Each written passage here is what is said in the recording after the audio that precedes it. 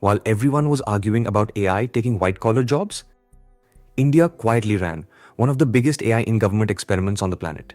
And it didn't happen in Bengaluru. It happened in the villages.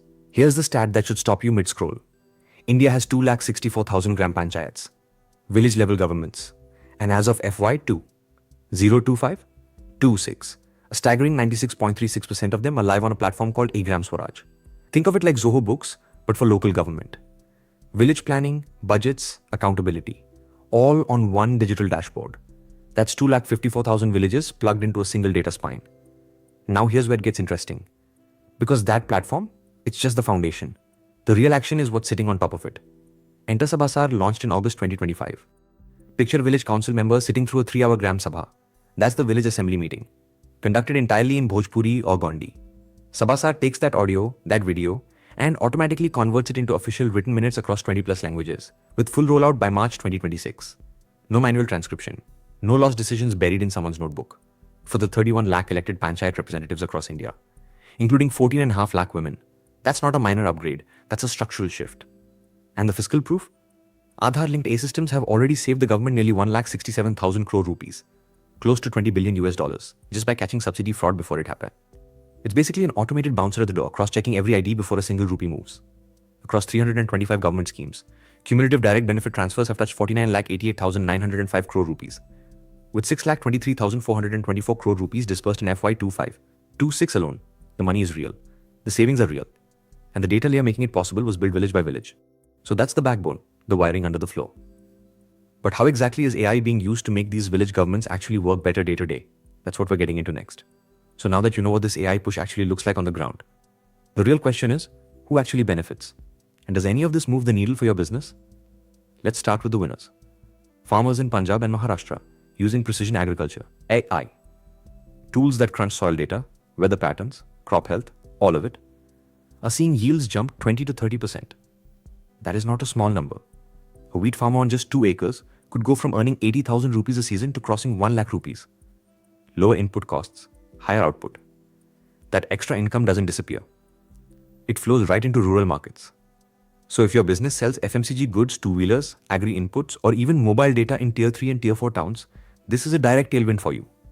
On the macro side, NITI Ayog, India's national policy think tank, projects AI adoption could add $500 to $600 billion to India's GDP by 2035. That's essentially adding another mid-sized economy to India's output. For anyone building in agri-tech, gov-tech, or rural fintech, that's serious policy wind at your back. But here's where it gets uncomfortable. Because there are real losers too, and glossing over them would be lazy. A staggering 73% of rural households still don't have internet access. Think about that. It's like installing a state-of-the-art water purifier in a village, but only connecting it to 3 houses. The AI layer is invisible to most of the people it's supposed to serve. And quietly, low-skilled gram panchayat staff face displacement as automation handles record keeping and paperwork. Same story as urban back offices, just a different zip code. The bottom line? Rural India is becoming a bigger, better informed market. But that 73% without internet, they're still waiting at the door. So the opportunity is real. But so are the gaps. Next up, we're going to break down what India actually needs to make this work and what happens if it doesn't. So the progress is real. But here's the catch. Every powerful tool comes with a way to misuse it, and rural AI governance is no exception. Let's talk about what could go wrong, and more importantly, where the money is going next. There are 2 landmines here. The first is the digital divide. NASSCOM says India needs 250,000 additional AI specialists by 2025, and we're already behind on that number. Layer that on top of this, only 27% of rural households have internet access right now. 27. So picture a village water pump that's been fitted with a smart sensor and a mobile app. It tells you when the water's clean, when it's running low, everything. The pump works for the whole village. But only the family with a smartphone can actually use the app. Everyone else is still queuing with buckets. That's where India's AI governance push sits today. Genuinely powerful for the connected, completely invisible for the rest. The second risk is subtler and honestly a bit scarier. When AI tools start making decisions feel automatic. When the output just looks authoritative.